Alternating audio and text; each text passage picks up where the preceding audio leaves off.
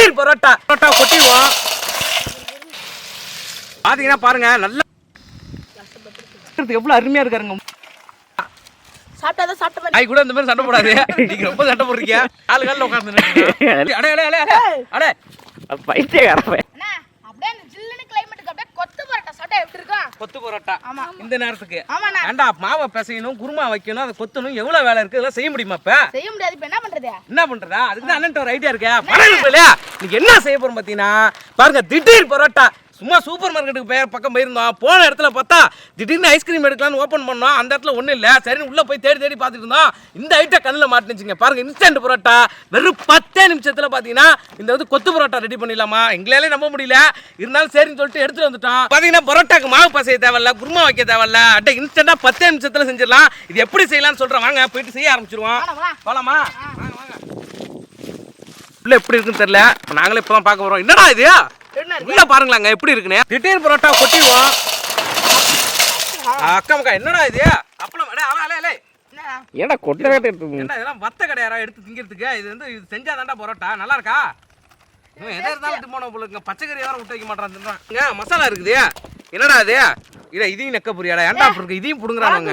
இது பாத்தீங்கன்னா இந்த மேகில இருக்கும் பாருங்க, அதே மாதிரி ஒரு மசாலா குடுத்துருக்கானுவா. இது வந்துட்டு நம்ம ஊர் பேக்கிங்கிறதுனால கொஞ்சம் கவர்லாம் கொஞ்சம் வந்துட்டு கிளீனா சுத்தமா பண்ணி தான் கொடுத்துருக்காங்க. பாருங்க, இது உள்ள என்ன மசாலான்னு தெரியல.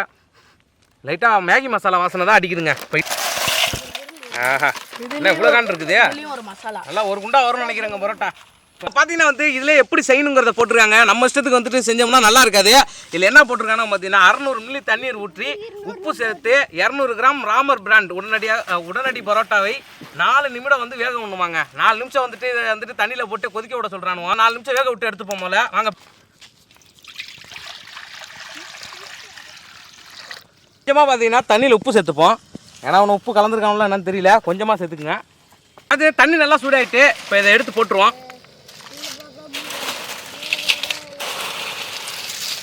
4 நிமிஷம் வேக ஒன்று இருக்கானுவோம்.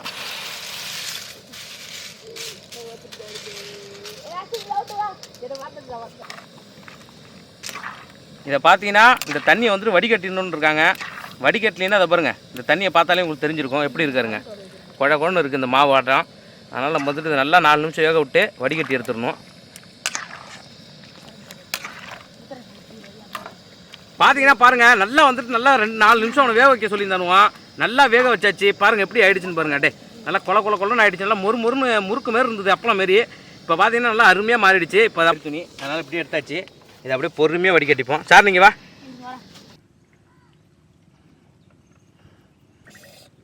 அப்படியே நம்ம எடுத்து ஒரு பிளேட்டில் மாற்றிப்போம். தண்ணி இல்லாத அளவுக்கு நல்லா வடிகட்டியாச்சு. பாருங்கள் எப்படி.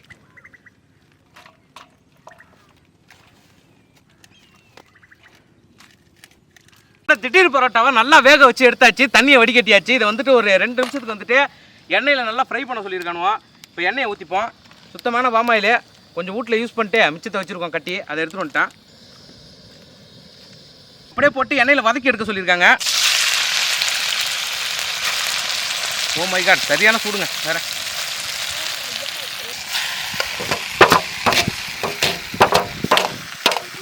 வித்துறனே அதை எடு. அந்த வாழை மட்டையே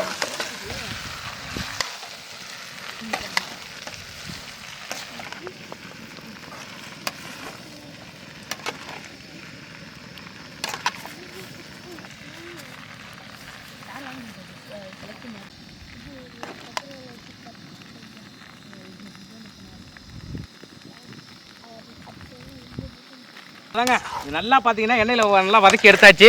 இப்போ அடுத்து வந்துட்டு சில்லி பரோட்டா செய்ய போகிறோம். வாங்க ஆரம்பிச்சிடுவோம். இப்போ இதை எடுத்து இப்போ தனியாக ஒரு பாத்திரத்தில் மாற்றி கொட்டிடுவோம்.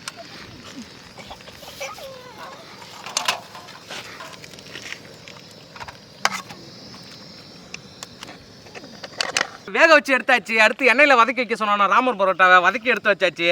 அடுத்து பார்த்தீங்கன்னா 2 பல்லாரி, 2 பச்சை மிளகா, 2 தக்காளி, அவர் மட்டும் 2 ஸ்பூன் எண்ணெய் ஊற்றி நல்லா வதக்கணும்னு சொல்லியிருக்காங்க. அதனால் நம்ம வந்துட்டு 2 பாக்கெட் போட்டுருக்கோம். 4 தக்காளி, 4 வெங்காயம், அதனால் 4 பச்சை மிளகா போட்டு நல்லா வந்துட்டு கட் பண்ணி எடுத்துப்போம். வச்சு பொடியாக கட் பண்ணிப்போம். பார்த்தீங்கன்னா 2 வெங்காயம் 2 தக்காளி போட சொன்னாங்க. 2 பாக்கெட் போடுறோம். நம்ம 4 வெங்காயம், 4 தக்காளி, 4 பச்சை மிளகா, அப்புறம் மட்டும் கொஞ்சம் பார்த்தீங்கன்னா கருவேப்பிலை போட்டு நல்லா வச்சிருக்கிறோம். இப்போ நான் அதுக்கு முன்னாடி பார்த்தீங்கன்னா நம்ம எண்ணெயில் போட்டு நல்லா நம்ம பரோட்டா வேறு வதக்கி வச்சாச்சுங்க.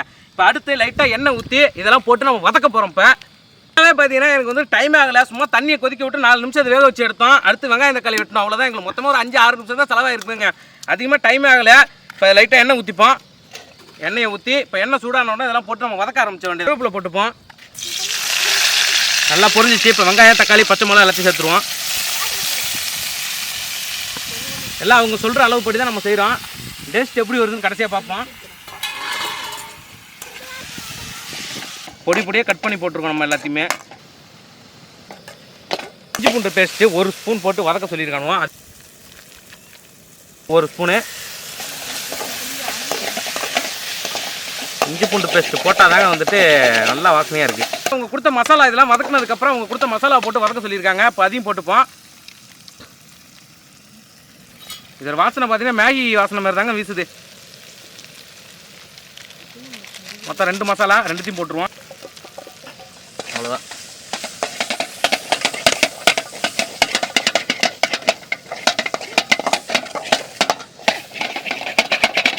வச்சிருக்க பரோட்டாவையும் சேர்த்துணும். அதில் பாருங்கள் எந்த அளவுக்கு நல்லா வதங்கிருக்கு பாருங்கள். இந்த மாதிரி வதங்கினதுக்கப்புறம் அதை போட்டு சேர்த்து நம்ம கிண்டணும். இதில் வதக்கி முடிச்சதுக்கப்புறம் கடைசியாக வந்துட்டு உங்களுக்கு விருப்பமானால் முட்டை சேர்த்து சொல்லியிருக்காங்க. உங்களுக்கு விருப்பமாடா? இல்லை முட்டை விருப்பம் இல்லையா? முட்டை வேணுமாடா? முட்டை போட்டு கிண்டுமா? கடையில் போய் வாங்கிட்டோம். முட்டை இல்லை போயிட்டோம். இல்லை விருப்பம் இல்லைல்ல, வரத்துமே காலி ஆகிடும். அதுக்கு தான். ஆஹாஹா நீ திங்கும் போது உனக்கு தெரியும்டா. உனக்கு இருக்குடா. உங்கள் ஊர் சூப்பர் மார்க்கெட்டில் இந்த இந்த இது இருந்தது, ஏதாவது இந்த குத்து பரோட்டா இருந்தது. இது இல்லை எல்லா சூப்பர் மார்க்கெட்லையும் கிடைக்குமாங்கிறது எனக்கு தெரியல. போய் செக் பண்ணி பாருங்கள் இருக்கா. நான் இது இப்போ தான் ஆரம்பிச்சிருக்கானு நினைக்கிறேன். இதுக்கப்புறம் தான் வந்துட்டு பெரிய பெரிய கம்பெனிலாம் ஆரம்பிச்சிருவாங்க பிடிச்சி. இதுமாரி நல்லா இருக்குன்னு சொல்லிட்டோம்னா ஆஹா பார்க்கவே ஒரு மாதிரியாக தான் இருக்குது. அடுப்பு ஸ்லோவில் வச்சுருக்கேன். இப்போ ஹீட் பண்ண போகிறோம். நல்லா உப்பு போட்டு எடுத்து கிண்டிடுவோம். அப்படியே மேலே பெப்பர் தூள் கொஞ்சமாக சேர்த்துப்போம்.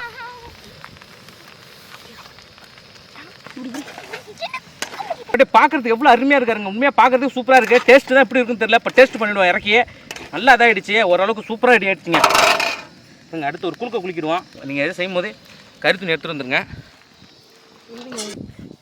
இங்கே பாருங்கள் கீழே உள்ளது பொறுக்கி திங்கிறது கூட விட மாட்டானுங்க. பாருங்கள் குளுக்கும் போதே வச்சு கீழே விடுவோம். அதையும் தின்னலான்னு வெயிட் பண்ணுறானுவோம். இது சூடாக இருக்குடா. அவ்வளோதாங்க நம்மளோட ரெடிமேடு திடீர் பரோட்டா ரெடி ஆகிடுச்சு. இப்போ வந்து திடீர்னு எல்லாத்தையும் ரெடி பண்ணி முடிச்சாச்சுங்க. இப்போ இந்த திடீர் கொத்து பரோட்டா சாப்பிட்டுட்டு எப்படி இருக்குன்னு நம்ம வந்து திடீர்னு சொல்லிடுவோம். வாங்க. ஏன்னா டான்ஸ் ஆடுறாளே.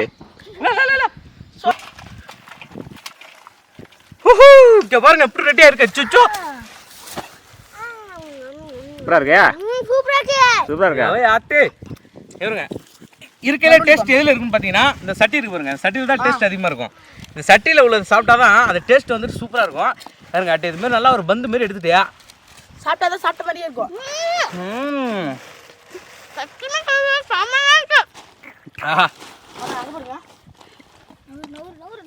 இன்னும் கடையில் செய்கிற பரோட்டா வந்து கொஞ்சம் அழுத்தமாக கட்டியாக இருக்கும். அட்டை நல்லா அருமையாக கொஞ்சம் நல்லா சாஃப்டாக இருக்குது. ஏன்னா வந்து ரொம்ப மெலிசாக இருக்குது பாருங்க அட்டை அருமையாக இருக்குங்க. பார்க்கவே சூப்பராக இருக்குது. அட்டை பச்சை மிளகா வெங்காயம் எல்லாத்தையும் ஒன்றா வச்சு சேர்த்து